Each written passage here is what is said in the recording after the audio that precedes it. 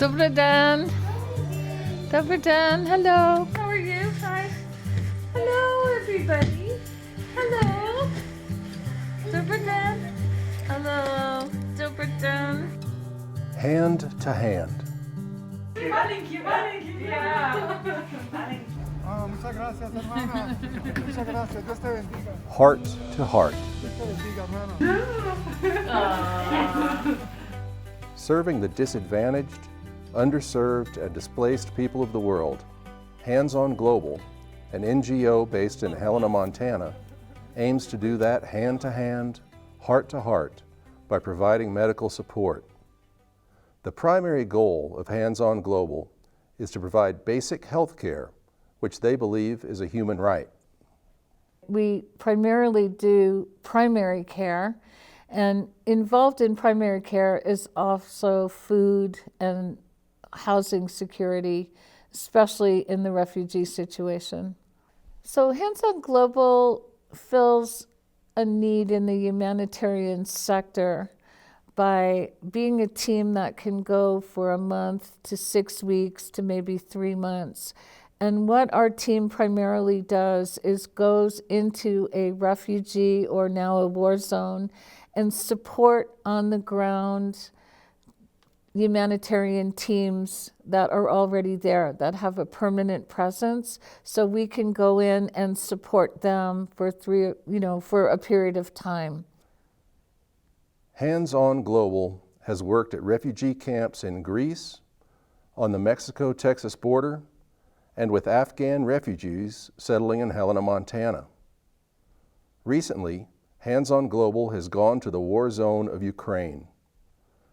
The first project of Hands On Global was in Zanskar, India.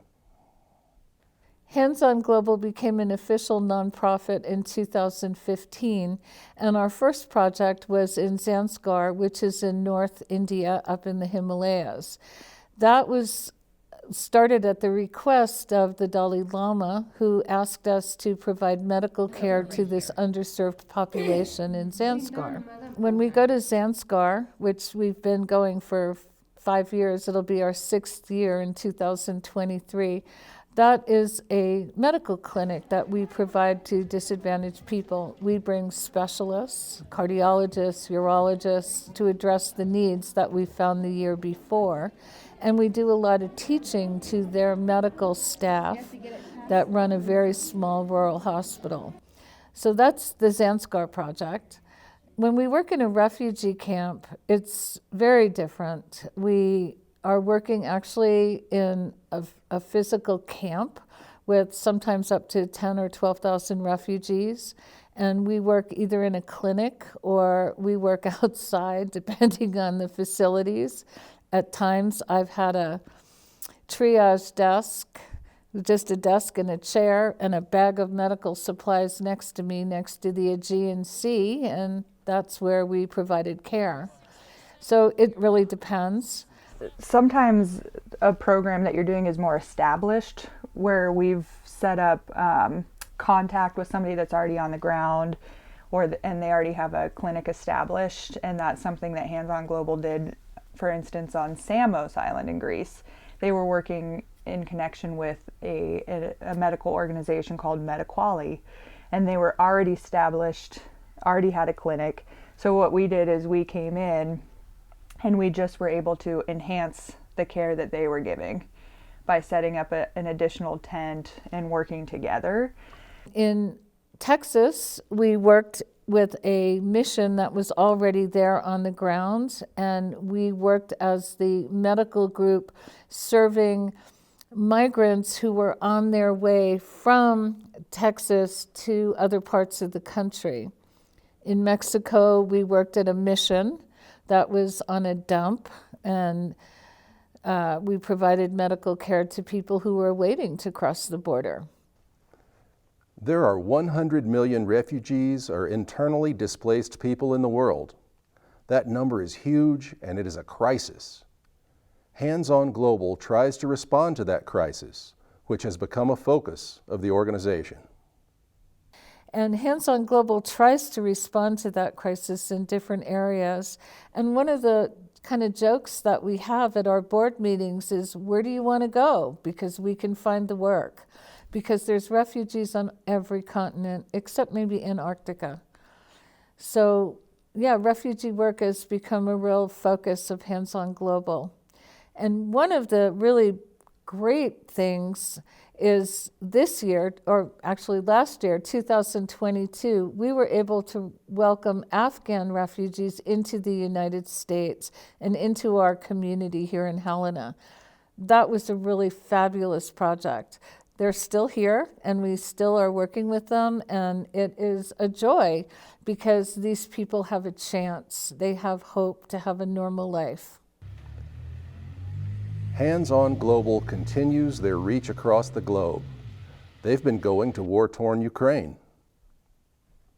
The war in Ukraine broke out in February 2022.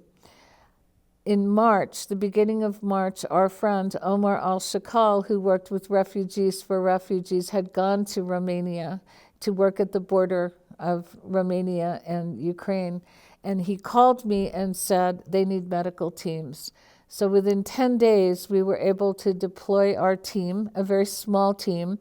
We went to the border of Romania and Ukraine, and we went over into the border. We went over into Ukraine every day and worked with the internally displaced people.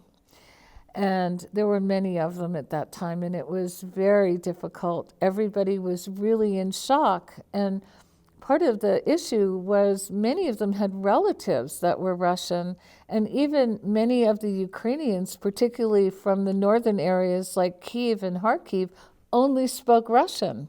So it felt like this huge betrayal, and it was pretty chaotic at the time. So our team worked there through June of 2022, and at that time, the public health system of Western Ukraine was able to pick up. They had enough doctors and nurses. What they lacked and continue to lack is drugs. They're not able to get chronic medications like for diabetes or high blood pressure. That's a problem because the disruption of services, the disruption of supplies coming in and out. The war in Ukraine has created a massive flow of people fleeing the destruction of war. There were more than 740,000 Ukrainian refugees that crossed the Romanian border near the small town of Siret, Romania. I am one owner of 3 owners of this hotel. So when I saw the war coming in, I just got a plane, came back here, came to the hotel. And I find a whole deluge of refugees coming into the hotel because this border, Romania-Ukraine border, was the first border the people came out from, refugees, of course.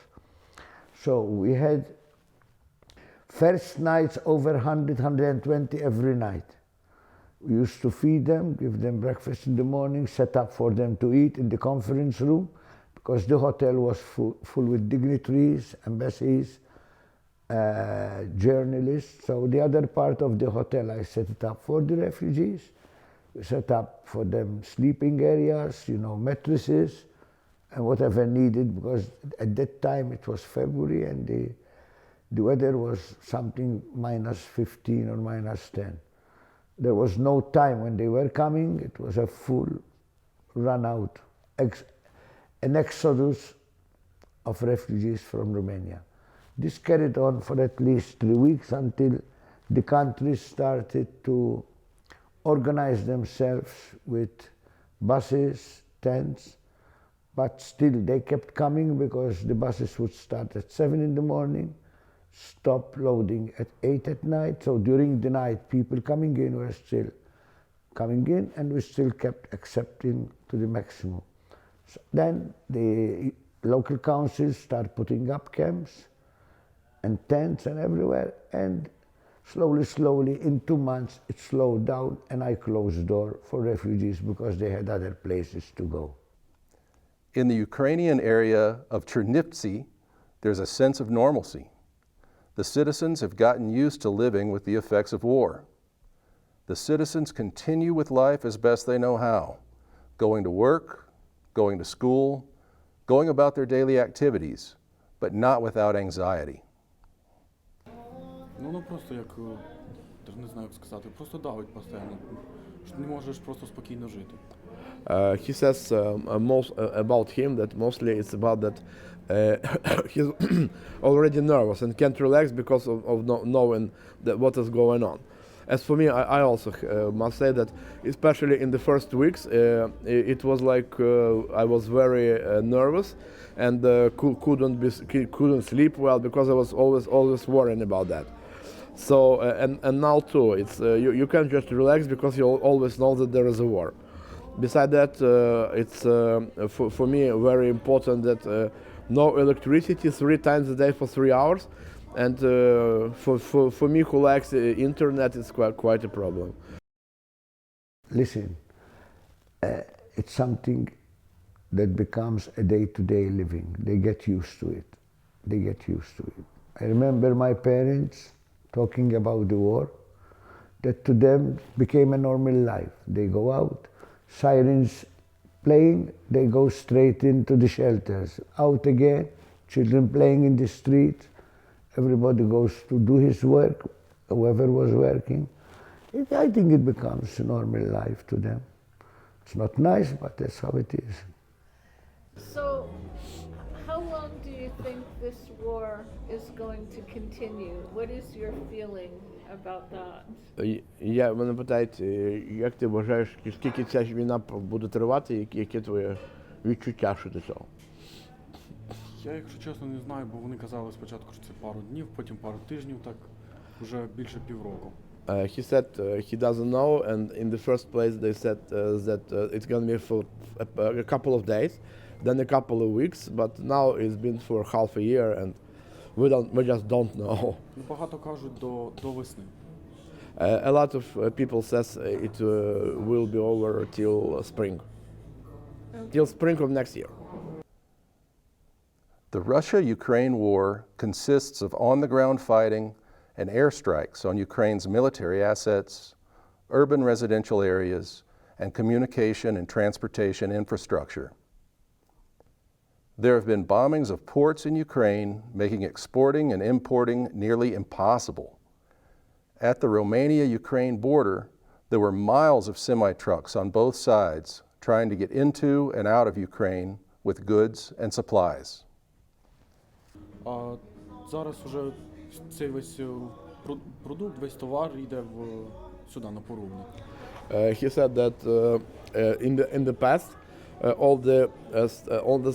most of the stuff exported to other countries was transported via the Odessa port, and now it's all blocked out. So they have to do it using trucks.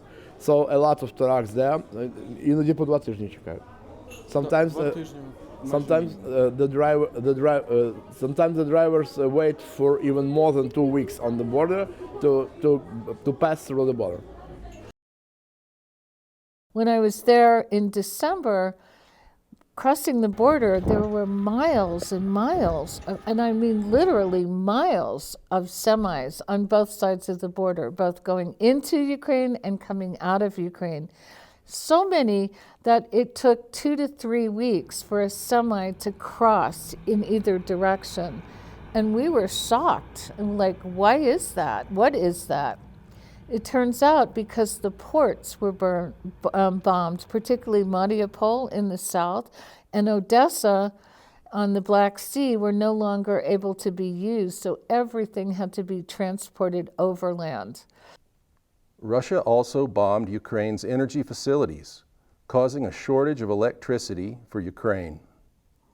It is cold in Ukraine during the winter months, and the blackouts have created widespread discomfort. The businesses use generators to keep their shops open during the blackouts. Those who can afford or get access to generators use them to keep their homes warm. Because the Russian army destroyed many objects of electric infrastructure, we have constant blackouts, and that's quite a problem. not only because of our homes, but also because of the businesses who work here. But a lot of businesses who are here, they used to use generators. And as for me, I live in the center of the city, and blackouts are much less than in all the other regions of Chernivtsi. But all the same, 3 times a day for 3 hours blackout.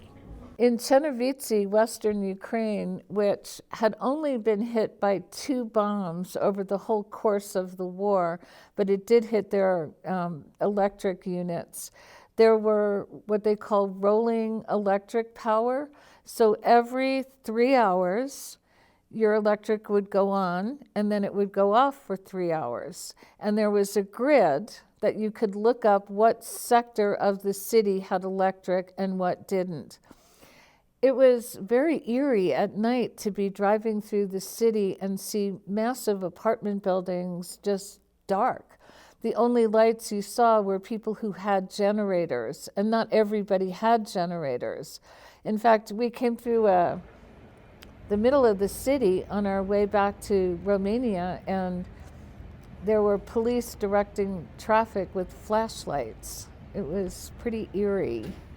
Now, other parts of Ukraine didn't have electric at all for sometimes 24 or 48 hours. Where we were in Chernivtsi, we were lucky that it was like 3 hours on and 3 hours off. But that 3 hours, many of the heating systems depended on electric, and it was really cold there. A very damp cold and a thick fog every day, every night. So people were really cold. Hands On Global has continued to find ways to make a difference in Ukraine. In many ways, they are a source of relief for those who have to deal with the effects of war. One such way was to supply aid to an orphanage in Mahal, Ukraine. We are a medical organization, and we network with different groups, and that's globally. We meet different people, and they turn us on to potential projects or ask us about things. And as a small medical NGO, we really have to take a look at what we're able to do as an organization, and if the project that somebody's brought to our table, if it's something that we can manage. And so somebody a colleague of ours brought this orphanage to our attention. They had some concerns about the orphanage, the state of the children, things like that. And they said, we're interested in doing something with this and maybe creating a project out of it. Well, it's our responsibility as an organization to take a look at the bigger picture and see, okay, let's look at this orphanage, talk to the people, and see what's going on, which is the needs assessment, and identify if Hands On Global can be of help to that situation. On our first trip to Ukraine, in servicing the IDPs, we were sent to an orphanage called the Mahala Orphanage. It's one of the suburbs of Chernivtsi. And when we were there, our team found there were 51 very disabled children. 10 of them had been there previously.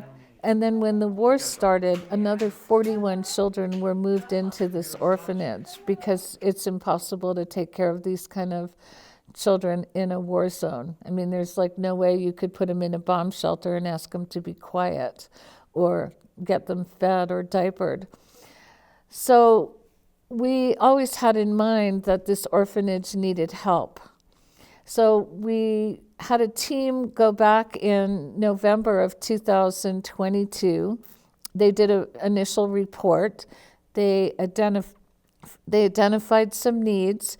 And then in December, I went back with another team of 2 people, and we went to the orphanage to assess the situation further.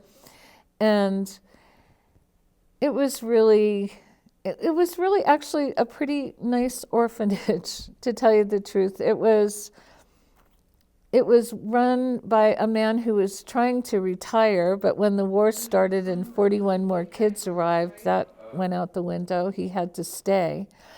They were in need of another generator. They had one generator. Now remember, the electric is on for 3 hours and off for 3 hours. So they had a generator for electric that was diesel run, but they didn't have a generator for their washing machines and dryers. We're talking about 51 kids needing laundry. So we were able to provide that for them. Also, because the orphanage had started with 10 kids at the beginning of the war, and then 41 were moved there, the budget was never increased to accommodate the number of 51. And so there was not really a shortage of food, but the director had to scramble daily to get more food, enough to supply the needs of all these kids. So Hands on Global was able to meet with a wholesale grocer and give him some money. On the street of Černovice, we made a deal. And he was going to be able to provide some meat and eggs and maybe some dairy products for the next few months. Hands on Global tasked itself with delivering over 300 pounds of critical medical equipment to hospitals in Kyiv, Ukraine. One of the things that was really important on our last trip, and we had done this also in June, was bringing these complex orthopedic equipment, X-fixes, and various things for trauma. And I mentioned before that we worked with Afghan refugees here in Helena. One of them was a trauma surgeon from Kabul, and he and I were in a conversation about trauma. And he mentioned he had a friend who was a doctor living here in Montana. She came for dinner, and the three of us talked about trauma, and they told me that they worked with a group called Sign International Fracture Care, who delivered all these really complex, necessary limb-saving equipment around the world. So through my Afghan friend, he connected me with the director of Sign International, and we started being able to bring this equipment to Ukraine. Now, this equipment is limb-saving, and unfortunately, the weapons of war cause terrible destruction on a human body. There were many amputations caused from both bomb blasts and from bullet wounds that shatter bones. This equipment gives that limb a chance to make it. And so we really feel that we're really committed to delivering that equipment to Ukraine. Hands on Global has plans to continue to support the Ukrainians, serving them as they are disadvantaged by war. Hands on Global will continue to respond to the needs in the world where they can be of help. So Hands on Global is a small medical NGO that has been growing, and we've kind of been shifting what we're doing. So it started with a clinic in India, and then it progressed into refugee work, and then over the last few years we've had meetings trying to decide where are we going as an organization and what's next and how much do we want to grow. And so it's kind of determining, again, this is back to a needs assessment. This is a more global needs assessment. So we do smaller things like the orphanage needs assessment, but we're also looking at the world and what's going on in the world right now that Hands on Global as a medical NGO can get involved in and be of benefit to communities and situations globally. The need of humanitarian organizations like Hands on Global in the world is endless. There is an ever-growing population of refugees and internally displaced people. Hands on Global might be a small piece in the humanitarian effort, but their work makes a huge difference. The work will carry on, providing critical primary care to those in need. Hands on Global has made a promise to continue their work, hand to hand and heart to heart. Do not be daunted by the enormity of the world's grief. Do justly now. Love mercy, now. Walk humbly now. You are not obliged to complete the work, but neither are you free to abandon it.